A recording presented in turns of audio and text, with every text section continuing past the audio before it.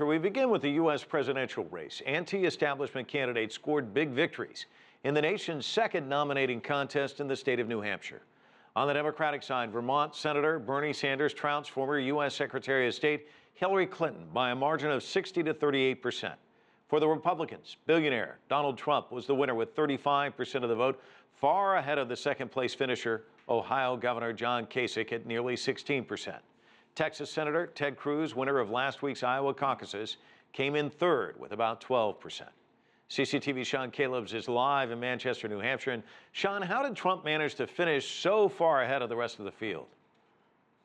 Yeah, it really is amazing. He basically simply lapped the field. New Hampshire is a very small northeastern state that spoke with a very strong voice last night, basically fed up with the establishment, the status quo. That was incredibly clear, especially with the Republican Party. Nearly 50% of those who went to the polls said they're just simply fed up, that they want to move on.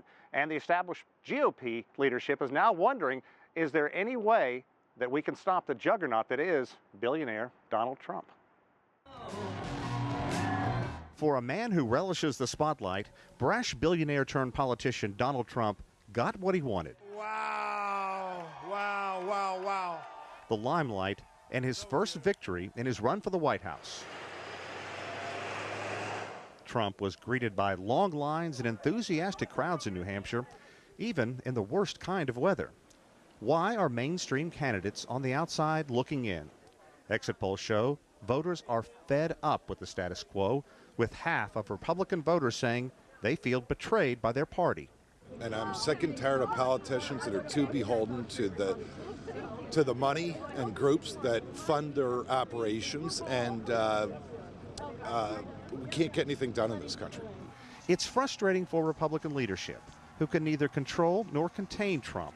Some in the party say part of the problem is there are just too many candidates who want to be president.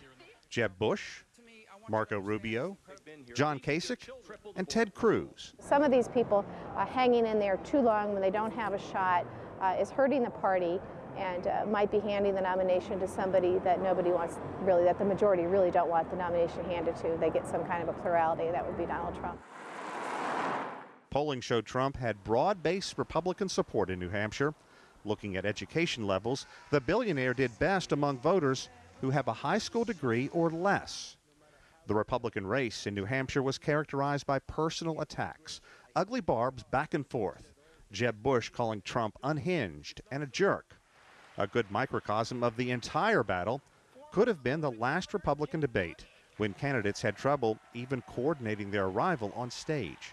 At the end of the day, while this is messy, it can be lots of sharp elbows. I think what it results in on both sides are better nominees who are battle-tested and ready for, hopefully, a productive discussion in a general election. Now, by any standards, Trump's victory here last night was impressive. He carried every demographic, and he's moved on to South Carolina with a great deal of momentum.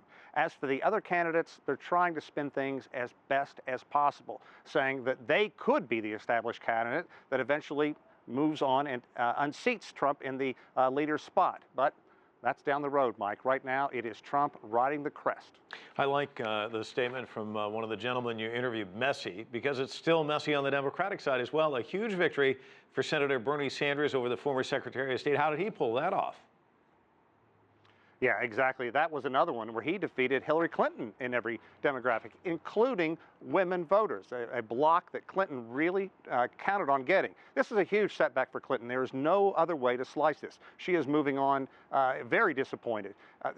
Clinton family, herself, former President Bill Clinton, her daughter Chelsea Clinton, have spent a great deal of time campaigning, and they spent a small fortune here. Basically up the stakes. They wanted to do well here. They thought that Sanders would win because he's from neighboring state of Vermont, but no one expected to see this kind of thrashing. Could this be 2008 all over again, when she was expected to be anointed by the Democratic Party to take the nomination?